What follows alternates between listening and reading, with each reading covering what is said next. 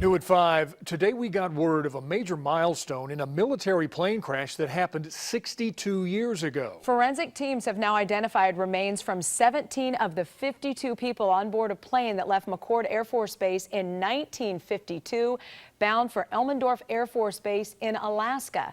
Today, KIRO 7's Graham Johnson talked with relatives and found out how the wreckage surfaced decades after the crash.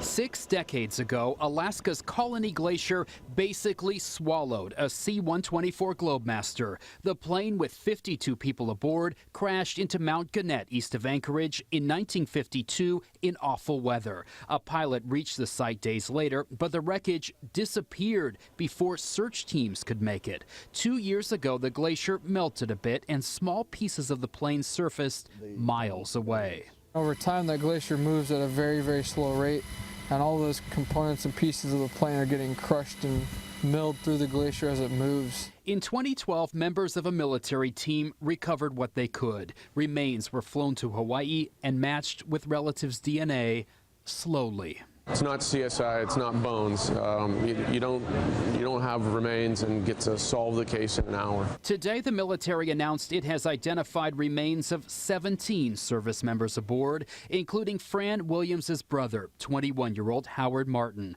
Fran's husband, Michael, has researched the crash for years. We found them in Indiana and Skyped with them. It was a shock, it really was, to me, and